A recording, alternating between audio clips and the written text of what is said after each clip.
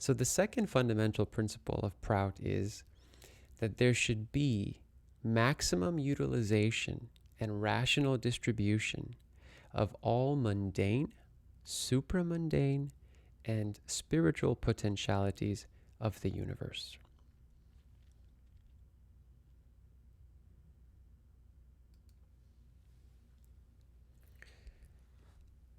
So this principle, in essence, what it is saying is that there are three types of resources on this planet.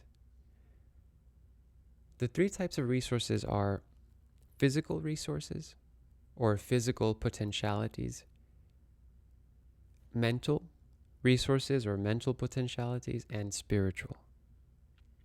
That's what was meant there when it says the mundane potentialities, the supramundane potentialities, which means like the psychic potentials, and the spiritual potentials. And what this principle is saying is that we should work to develop all three of those to the best of our capacity. We oftentimes just think in terms of physical potentiality. We think, society is so developed, our civilization is so advanced because we have all these physical developments. But that's just one type of development. Of course, our civilization is also advanced because of our mental development. One clear example is science. Look how far science goes. And we could say that science has existed from the dawn of human civilization. And what has science always done? Science has always worked to solve problems for us. At one point, human beings found it inconvenient to have to walk everywhere, so they created some sort of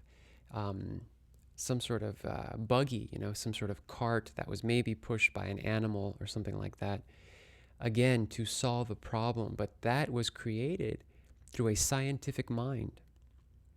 And then when that becomes inconvenient and human beings want more convenience, then scientifically they created bicycles and cars and airplanes and even rocket ships. So there is, of course, we have that psychic development that needs to continue. Science is a very good example of that. And then spiritual potentialities. That one is often, some people don't even think of that as a potentiality.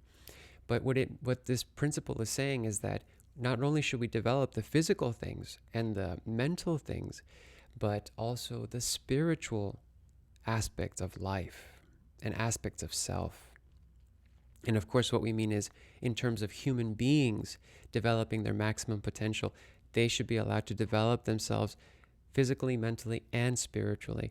But you cannot develop yourself spiritually if your physical necessities are missing.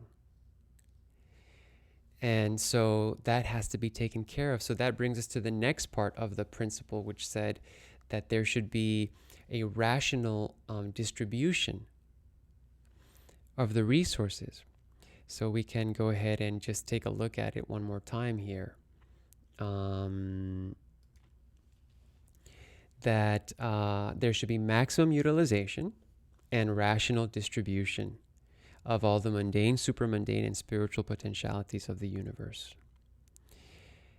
So, what do we mean by a rational distribution of the resources?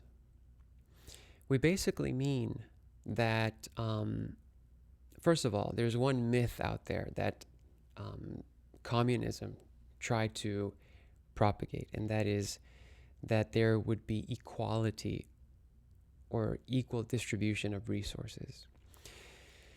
Equality in itself, to say that all human beings should be equal and are equal, that is true in the sense that we are all one.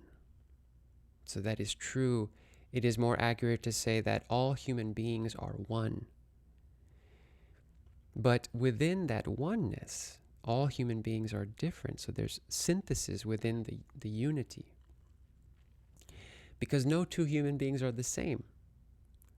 Even twins who are born from the same mother, those two individuals are different from each other. And no two flowers in a garden are also the same. So we can't expect that that there can be some sort of equal distribution of goods in the world, of resources, because there will always be people who work a little harder, and so therefore they will have a little more. And the society should allow for that. But while there will be those that have more, the minimum requirements should be guaranteed to all people. All people. Food, housing, education, healthcare, clothing, and then and then all the other amenities that are also necessary, like nowadays, the internet, a paid vacation, paid parental leave at work. So society should always work to guarantee the most possible to all, and also allow, like I said, for people to who because of their merit have more, to have more. But that gap between the two has to be very small. I mean, it has to be rational. It's irrational right now that we have a gap of wages in where some people are literally billionaires, other people are dirt poor. That's not rational. That's just destructive. That is just greed. That is capitalism. So capitalism creates this vast, vast, vast inequality. And socialism tried to rectify that. And PROUT now is post-socialism, post-capitalism, is also trying to rectify some of the shortcomings of both. Of course, it is a theory, and it is yet to be implemented, in a very concrete way. But it is a very new theory.